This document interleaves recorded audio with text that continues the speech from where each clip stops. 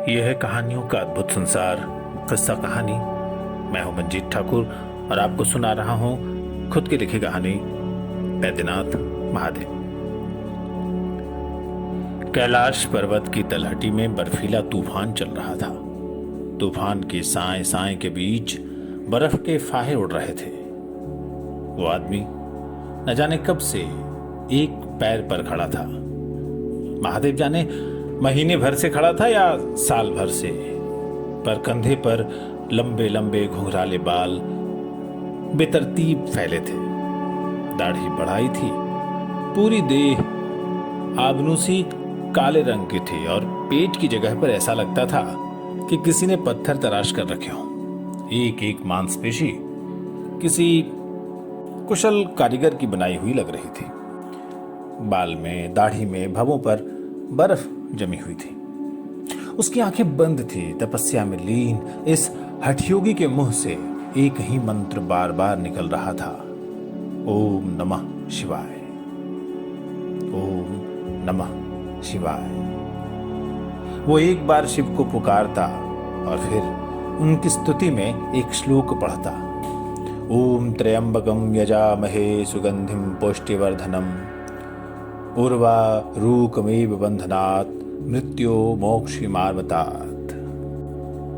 श्लोक पूरा होता और एक पैर पर खड़ा हुआ भक्त सामने की शिवलिंग पर लोटे से जल चढ़ा देता। लोटों से जल चढ़ाते और भांग, धतूरे, बेलपत्र और न जाने किन किन वनस्पतियों से महादेव की पूजा कर रहे भक्त का शायद धीरज आज चुकने की कगार पर आ गया था। आज अपने एक पैर पर खड़े होने वाले आसन से वो उतर आया और उसके हाथों में एक बहुत बड़ा परशु आ गया था। देखते ही देखते उस भक्त ने अपना सिर काटकर शिवलिंग पर चढ़ा दिया। लेकिन ये क्या, उस भक्त का तो दूसरा सिर निकल आया था।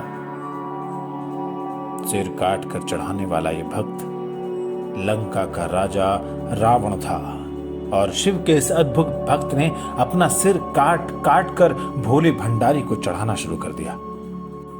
एक बार, दो बार, 3 बार, 9 बार, 10वीं बार भी जब वो अपना सिर काटने को उतारू था, तभी वहां बहुत तेज रोशनी कौंधी। महादेव शिव प्रकट हो गए थे। पुत्र रावण, आंखें खोलो, तुम्हारी तपस्या पूरी हुई। सामने साक्षात शिव को देखकर रावण तो मंत्रमुग्ध होकर सीधे उनके पैरों पर गिर पड़ा। महादेव मुस्कुराए, कहो रावण, इतनी तपस्या करके क्या मांगना चाहते हो? लंका में सब कुशल तो है, परिवार में सब मंगल तो है, तुम्हारी प्रजा को कोई कष्ट तो नहीं? रावण पैरों पर ही लेटा रहा। सब कुशल है बाबा, आपके आशीर्वाद से सब कुशल है। लंका में धन संपदा है, सुरक्षा है, लोग सुखी हैं, परिवार भरा पूरा है। लंका अधूरी है प्रभु, इन सब के बावजूद लंका अधूरी है। शिव मुस्कुराए, क्यों रावण, ऐसा क्यों? आप जो नहीं वहां, मुझे आपके बिना लंका अधूरी लगती है बाबा, रावण ने तड़प कर कहा था। तो तुम मेरे साथ चलिए महादेव। रावण ने शिव के पैर जकड़ लिए थे। रावण की मांग से शिव सोच में पड़ गए। रावण था तो असली भक्त, राजकाज छोड़कर कैलाश के बर्फीले इलाके में तपस्या कर रहा है। वरदान पर इसका अधिकार तो बनता है। शिव को सोच में पड़ा देखकर रावण ने कहा था, बाबा, क्या आप अपने इस भक्त को वरदान नहीं देना चाहते? शिव मुस्कुरा उठे, ऐसा नहीं है रावण, चलेंगे हम तुम्हारे साथ, लेकिन मेरी भी कुछ शर्तें हैं। कैलाश से लंका तक मैं तुम्हारे कंधों पर जाऊंगा और ये रास्ता तुम पैदल चलकर पूरी करोगे। दूसरी बात, अगर रास्ते में कहीं तुमने मुझे जमीन पर रखा तो मैं वहीं रह जाऊंगा। तीसरी बात, मैं तुम्हारे साथ लंका अपने प्रतीक लिंग के रूप में जाऊंगा और उसी रूप में वहां रहूंगा। रावण हर शर्त मानने को तैयार था। कैलाश से लंका तक पैदल जाना उसके लिए कोई बड़ी बात नहीं थी। उसे अपनी शक्ति पर भरोसा भी था और घमंड भी। अगली सुबह शिव और रावण रवाना होने के लिए तैयार थे। पार्वती, कार्तिकेय, गणेश और नंदी समेत शिव के तमाम गणों के लिए शिव के बिना कैलाश की कल्पना करना भी मुश्किल था। लेकिन शिव तो शिव थे। पांव फटते ही रावण शिव को बड़े काले पत्थर के लिंग के रूप में लिए लंका के लिए निकल पड़ा। धरती पर हाहाकार मच गया। देवों के देव महादेव अब देवों के दुश्मन खेमे में जाकर स्थापित होने वाले थे। पहले तो देवताओं को लगा था कि उत्तर में हिमालय से कंधे पर शिव को लेकर चला रावण बीच में ही थक जाएगा, लेकिन रावण 2.5 दिन तक लगातार चलता रहा और न तो थका न रुका। तब जाकर देवताओं की चिंता बढ़ गई। चिंतित देवता सीधे भगवान विष्णु के पास जा पहुंचे। ब्रह्मा, विष्णु और महेश यानी शिव, इन त्रिदेवों की तिकड़ी ने इस सृष्टि को, इस दुनिया को रहने लायक बनाने में अपना योगदान दिया था, इसे सभ्य बनाया था। लेकिन इस तिकड़ी के सबसे काबिल और फक्कड़ देवता शिव देवताओं के दुश्मन यानी राक्षसों के पक्ष में उनकी राजधानी में बैठने के लिए लाचार हो गए थे। अपने भक्त को दिए वरदान से लाचार। गंभीर समस्या थी ये। भगवान विष्णु के माथे पर भी चिंता की लकीरें खिंच गई थी। शिव अगर लंका चले गए तो पहले से ही राक्षसों से पिट रहे देवता और कमजोर हो जाएंगे। शिव ने हमेशा दोनों पक्षों के बीच सुलह कराने वाले की भूमिका निभाई थी। भगवान विष्णु को लगा कि शिव को लंका जाने से रोकना ही होगा हर हालत में। इधर रावण मस्ती में कंधे पर शिव को बिठाए शिव तांडव स्तोत्र का पाठ करता तेजी से कदम बढ़ाता उस इलाके में पहुंच गया जहां जंगलों से भरा पठारी इलाका शुरू हो जाता है। ये वही इलाका था जो आज का झारखंड है, झाड़ झंखाड़ और जंगली जीवों से भरा हुआ। लेकिन इससे रावण को क्या डर, खुद पशुपतिनाथ कंधे पर बैठे तो थे। छिप छिप कर रावण के पीछे चल रहे भगवान विष्णु इस बात से खुश थे कि रावण के लिए पैदल चलने की शर्त लगाकर शिवजी ने देवताओं को सोचने के लिए कुछ वक्त दे दिया था, ताकि वो जुगत लगाकर रावण को रोक ले। विष्णु के साथ हरहराती गंगा भी चल रही थी। गंगा देवताओं की नदी थी और शिवजी की जटा होकर ही धरती पर उतरती थी, वो भी हिमालय में। लेकिन अब वहां शिव ही नहीं तो धरती पर कैसे उतरेंगी भला? गंगा भी यही चाहती थी कि वो खूबसूरत हिमालय में ही धरती पर उतरे, न कि राक्षसों की राजधानी लंका जाकर। अचानक भगवान विष्णु ने गंगा को संकेत किया और गंगा झटाके में एक पतली सी लकीर बन गई और तेजी से हवा की तरह रावण की तरफ बढ़ी। रावण को लगा कि उसके कान में कुछ सुरसुरी सी हुई है।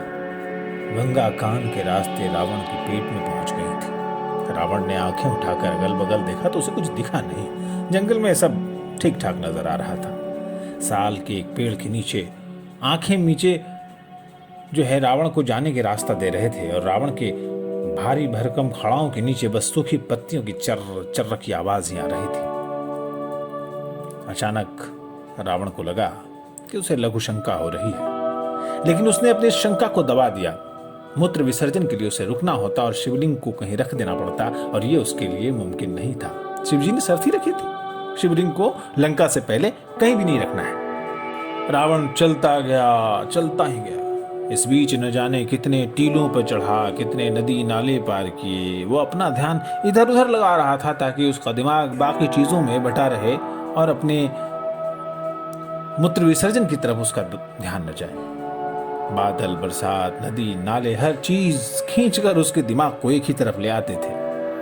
जब रावण बेबस हो गया तो कंधे पर शिवलिंग उठाए तकरीबन भागने लगा था। कोई तो दिखे, कोई तो हो जो इस शिवलिंग को थोड़ी देर के लिए पकड़ ले। जंगल के पार जाकर रावण ने देखा कि आसपास गायें चर रही थी। मवेशी हैं तो चरवाहा भी जरूर होगा, रावण ने सोचा और इधर उधर निगाहें दौड़ाकर किसी भी आदमी की तलाश करने के लिए पल भर को रुक गया। उसकी निगाहें खेत की हरी भरी मेड़ पर लेटे चरवाहे पर जा टिकी। रावण जब उसके पास पहुंचा तो देखा वो ऊँग रहा था। अरे ओ चरवाहे उठ, रावण ने लगभग डांटती हुई आवाज में कहा। चरवाहे ने लेटे ही जवाब दिया, कहा चाहिए? और सुनो, चरवाहे क्या कर रहे हो? वैद्यनाथ नाम है हमारा। घर वाले जो हैं बैजू बुलाते हैं। तुम कौन हो? रावण का जबड़ा गुस्से से भिज गया। इस सदने से चरवाहे की यह हिम्मत लंका के राजा रावण से लेटी लेटी बात करे। रावण का मन हुआ कि इस चरवाहे को जोर से एक लात मारे। रावण ने आदेश देने की आवाज में कहा, अरे मूर्ख चरवाहे, उठकर बैठ, मदद कर मेरी, इस शिवलिंग को पकड़। चरवाहा फिर भी नहीं उठा। मदद लेने के लिए आए हैं तो विनम्रता से बात कीजिए। कपड़े लगते तो अच्छे खानदान के लगते हैं, बात करने का तरीका नहीं आता है। लेकिन रावण का पारा सातवें आसमान पर चला गया। उसने गरज कर कहा था, मैं लंकेश रावण हूं। बैजू जोर जोर से हंसने लगा, अरे राजा है आप, राजा है तो हमारी मदद काहे चाहिए, और मांगने वाला तो यहाँ देने वाले के सामने गरज रहा है। बताइए, अगर हम कभी आपके दरबार में जाएं और ऐसे ही गरज कर आपसे 1000 सिक्के जो है सोने के मांग लें तो आप दीजिएगा? अरे आप हमको हाथियों के पैर के नीचे कुचलवा दीजिएगा। रावण को तुरंत अपनी गलती का एहसास हुआ। तुरंत उसकी आवाज में मिसरी गिर गई, अरे सुन रे बैजू, मदद कर, थोड़ी देर पकड़ ले, इस ज्यादा भारी नहीं है, बस जरा सा लघु शंका से निपट के आता हूं। हंसता हुआ बैजू धूल झाड़ता हुआ उठ खड़ा हुआ। जाइए राजा, शंका का निवारण करके आइए, जाइए। और कहते कहते बैजू ने रावण के हाथों से शिवलिंग ले लिया। जैसे ही बैजू ने शिवलिंग पकड़ा, उसे पत्थर के शिवलिंग के वजन का एहसास हुआ। अरे राजा, सुनो सुनो सुनो सुनो, अरे जल्दी आना महाराज, भगवान जी बहुत भारी हैं, नीचे रख दे साफ करके, जगह बढ़िया झाड़ देते हैं। रावण तुरंत उल्टे पैर आया, रे मूर्ख, थोड़ी देर पकड़ ले, माला मार कर दूंगा सोने से, नीचे मत रखना बस। और फिर रावण दौड़ता हुआ चला गया। लेकिन रावण जो गया सो गया ही रह गया। बैजू की बाहों में दर्द होने लग गया और शिवलिंग था कि हर पल और अधिक भारी होता हुआ लग रहा था। बैजू ने परेशान होकर पूरा पुकारा था, अरे ओ राजा, कहाँ चले गए? रावण बैजू से अधिक दूरी पर नहीं था। बैजू की परेशान आवाज उस तक भी पहुंची, लेकिन उसका मूत्र विसर्जन अभी खत्म नहीं हुआ था। वो खुद हैरान था कि 2 घंटे से अधिक समय से वो लगातार पेशाब किए जा रहा था और अभी भी लग रहा था कि उसकी पेट की थैली में न जाने कितना पानी भरा। हैरान परेशान सा रावण अपनी मुद्रा में बैठे बैठे सामने बनती हुई झील देख रहा था। यही तो जहनु ऋषि का आश्रम था, जहां गंगा जहनु ऋषि के कान में घुस गई थी और वहीं से आगे बहने पर जाह्नवी कहलाई थी। रावण को गंगा की इस कहानी से याद आया, ओ कहीं ये बदमाशी गंगा की तो नहीं। रावण को यकीन हो गया कि जरूर देवताओं ने गंगा के साथ मिलकर उसके साथ धोखा किया है। उधर बैजू ने हैरान होकर फिर से पुकारा, ओ राजा, अब भगवान जी हमारे हाथ से फिसलने लगे हैं, संभाले नहीं संभलते, यार जल्दी आओ। रावण को खुद पर बहुत चिढ़ हो रही थी, लेकिन अब बैजू की आवाज और उसकी पुकार आनी बंद हो गई। रावण को इस परिस्थिति पर हंसी भी आ रही थी। मूर्ख कहीं का, तुरंत परेशान हो जाता है। और देखिए, इसके ठीक बाद उसका पेशाब आना भी बंद हो गया। रावण तुरंत दौड़ता हुआ उस जगह पर पहुंचा जहां उसने शिवलिंग बैजू को दिया था। बैजू वहां पर नहीं था। रावण का जी धक्क से रह गया। बैद्यनाथ, ओ बैद्यनाथ! रावण चिल्लाता हुआ जंगल की तरफ दौड़ा। 2 फरलांग भी आगे नहीं गया होगा कि देखता क्या है, शिवलिंग एक साफ जमीन पर रखी है, लेकिन बैजू का कहीं पता नहीं। उसने बहुत जोर लगाया कि शिवलिंग को वापस उठाकर कंधे पर रख ले, लेकिन शिवलिंग टस से मस नहीं हुआ। रावण गुस्से से थर थर कांपने लगा। उसने गुस्से से शिवलिंग पर जोर का मुक्का मारा। शिवलिंग धरती में एक तरफ से थोड़ा धंस गया। भगवान ने भक्त का गुस्सा सहन तो कर लिया, लेकिन अब क्या हो सकता था। शिव जी की शर्त के मुताबिक शिवलिंग को वहीं स्थापित होना था। आसपास की जमीन को साफ सुथरा करके रावण ने वहीं आसन लगा लिया। उसे पता था कि देवताओं ने शिव जी को लंका ले जाने की उसकी योजना पर पानी फेरने के लिए गंगा की मदद ली है। रावण निराश तो था, लेकिन उसको अपनी भक्ति पर भरोसा भी था। उसने आसपास की चट्टानों को काटकर उसका एक चबूतरा बनाया। शिव की पूजा के लिए उनका जलाभिषेक भी जरूरी था, तो जल कहां से आए। आनन फानन में रावण ने वहां पर एक कुआं खोदा, फुर्ती से जंगल से फूल बेलपत्र चुनकर लाया और फिर शुरू हुई शिव की आराधना। कर्पूर गौरम करुणावतारम संसार सारम भुजगेंद्र हारम रावण ने अपनी गंभीर भारी आवाज में शिव की स्तुति शुरू की तो जंगल में शांति छा गई। तेज बहती हवा धीमी हो गई, झरनों ने शोर मचाना बंद कर दिया। पूरे जंगल के परिंदे उस जगह इकट्ठा होने लगे। रावण ने विश्वकर्मा को बुलाया और कहा कि रात ही रात उस जगह पर शिवजी का मंदिर बन जाना चाहिए। रावण के बनाए अस्थायी चबूतरीनुमा मंदिर के पास विश्वकर्मा ने शाम ढलते ही काम शुरू कर दिया। पहले शिव मंदिर तैयार हुआ और फिर बाकी 22 देवताओं के मंदिर बने और अंत में बन रहा था गौरी का मंदिर। पांव फटने वाली थी। रावण ने ऊंचे स्वर में शिव की उपासना शुरू की। सदा वसंतम हृदयारविंदे भवम भवानी सहितं नमामि। ये लो, सुबह हो गई, बस सूरज की किरण नहीं निकली। विश्वकर्मा जी ने काम रोक दिया। विश्वकर्मा दिन में काम नहीं किया करते थे। गौरी का मंदिर शिव के बराबर बनना था, लेकिन आधी ऊंचाई का ही बन पाया। रावण ने अपने खोदे हुए कुएं के जल से जलाभिषेक कर मंदिर में शिवलिंग की पूजा की। जिस बैजू यानी वैद्यनाथ ने जमीन पर शिवलिंग रख दिया था, उसे ही मंदिर की देखभाल का जिम्मा सौंपा और निकल पड़ा लंका की ओर, भोले भंडारी शिव की मोहिनी सूरत को दिल में बसाए हुए। रावण और वैद्यनाथ के नाम पर ही झारखंड राज्य में आज के देवघर शहर में स्थापित 12 ज्योतिर्लिंगों में से एक शिवलिंग को रावणेश्वर वैद्यनाथ महादेव कहा जाता है। मान्यता है कि आज भी सिर्फ बैजू के खानदान के लोग ही साफ सफाई के लिए मंदिर के शिखरों पर चढ़ सकते हैं। लोग कहते हैं कि रावण का खोदा हुआ कुआं आज भी मंदिर के अहाते में मौजूद है और उसी के जल से शिवलिंग का जलाभिषेक होता है।